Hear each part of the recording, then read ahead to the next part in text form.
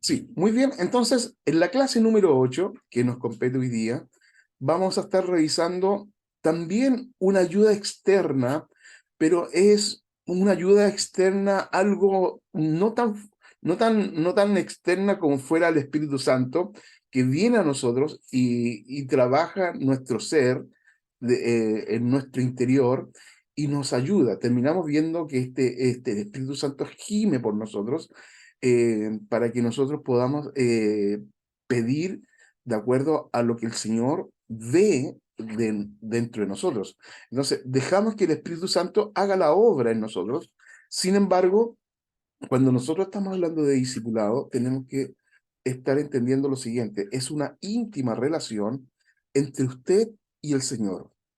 Entonces, aquí es el único momento donde nosotros los seres humanos participamos de esta gracia que viene de Dios.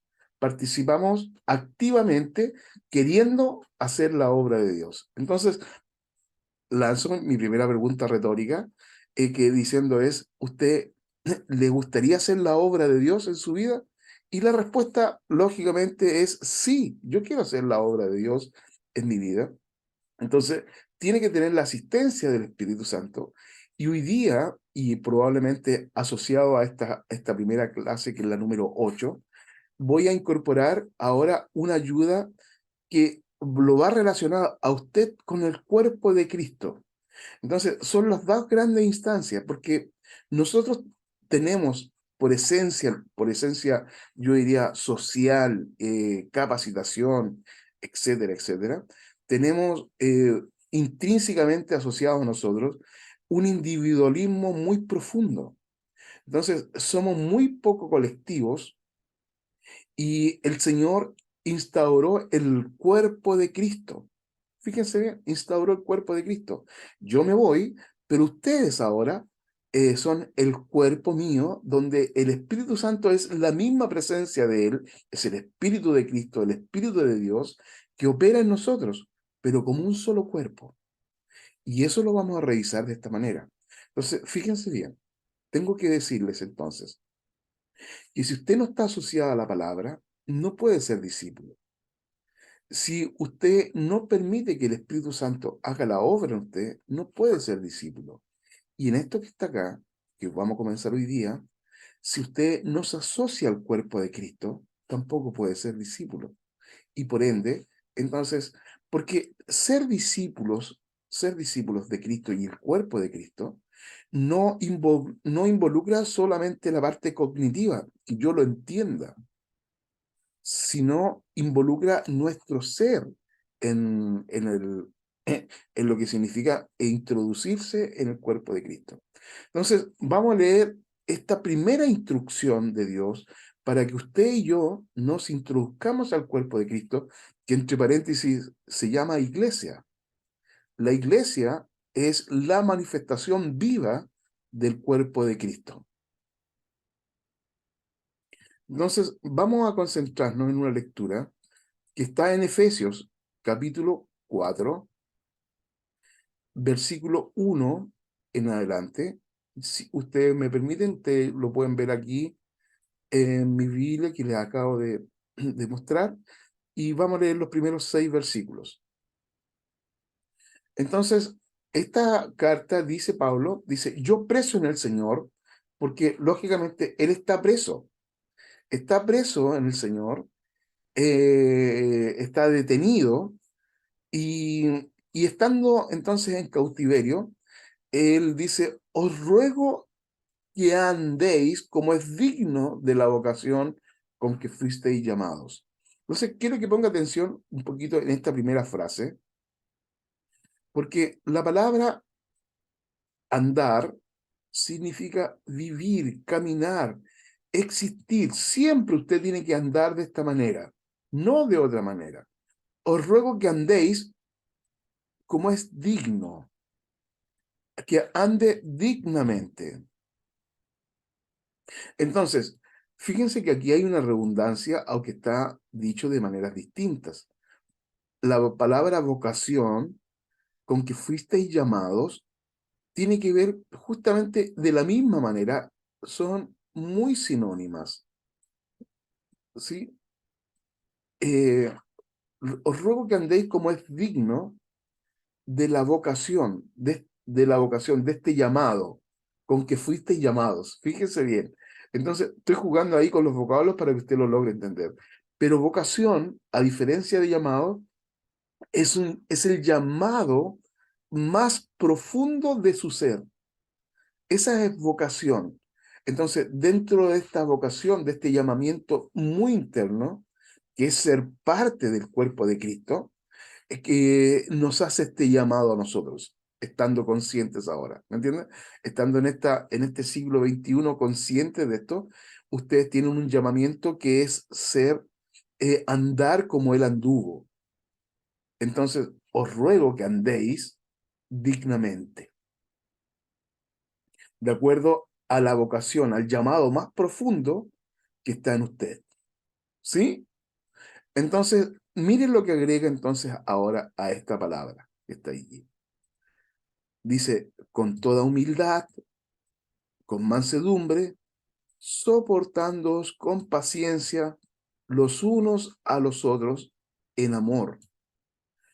Que son, que son, diría yo, podrían haber muchas más sin duda, pero podrían ser aquellas características que a nosotros nos cuesta, porque cuando estamos asociados en un cuerpo, en una comunidad, en un sentido corporativo, entonces, claro, ¿qué es lo que conviene hacer? La palabra humildad, en este caso, nos va a ayudar a tener un concepto de nosotros mismos muy asociado a lo que nosotros somos. La palabra humildad es tener el concepto de nosotros mismos tal como debe ser. Eh, a ver si lo digo de entonces como algún ejemplo, como de esta manera. Usted no es más de lo que es en la actualidad. Nosotros no somos más de lo que vivimos en las cosas del Señor. No somos más. Pero nosotros tenemos una tendencia a veces a ponernos por encima de otras personas, inclusive de nosotros mismos, de lo que nosotros vivimos.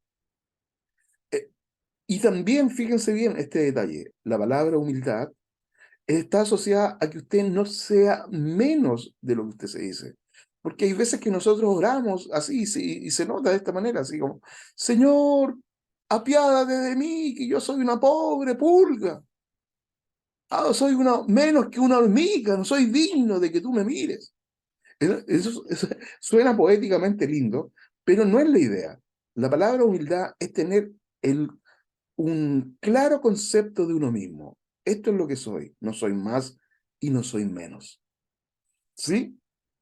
Entonces, esto me ayuda a asociarme con otros teniendo una casa. Cuando le pongo más de lo que debe ser, entonces también genera muchos problemas. Mire, con humildad, mansedumbre, mansedumbre de manso, que no se altera con cualquier cosa, que no se enoja con cualquier cosa, que un perro manso es aquel que no te muerde, ¿entiende? Que es mansito, que uno lo puede tocar, puede jugar con él y nada. O sea, mansedumbre, una persona mansa, soportándoos con paciencia, paciencia, los unos a los otros en amor, y específicamente amor de Dios. Hay veces que nosotros, que llevamos varios años, de decir, pero ¿cómo hace todavía estas cosas? Y nos olvidamos que Dios tuvo mucha paciencia con nosotros. Por eso, a veces nosotros tenemos que tener paciencia con las personas que están partiendo, con las personas que están comprendiendo. Entonces, es fundamental que nosotros estemos asociados en el cuerpo de Cristo de una manera que nos puede ayudar. Fíjense bien, sigo avanzando. Entonces, solícitos en guardar la unidad del espíritu en el vínculo de la paz. Y esto es lo que nosotros tenemos que entender. Un cuerpo es un espíritu. Como fuisteis también llamados en una misma esperanza de vuestra vocación. Insiste la palabra vocación ahí. Un Señor, una fe, un bautismo. No hay más. O sea, nosotros podríamos tener distintas interpretaciones, pero no hay más. Un Dios y Padre de todos, el cual es sobre todos y por todos y en todos. Y esto nos ubica, el versículo 6, nos ubica a todos nosotros en una posición súper específica. Él es el Padre de todos nosotros. A Él tenemos que obedecer. Pues la figura del Padre es una figura retórica que tiene que ver entonces con esto. Nosotros sabemos muy bien que lo que es un padre en ese sentido. ¿Sí? Al padre se le respeta, al padre se le obedece, al padre se le hace caso. Somos entrenados en estas cosas y esto es lo que se está poniendo entonces como esta gran palabra para nosotros. Él es el padre de todos, nosotros somos sus hijos.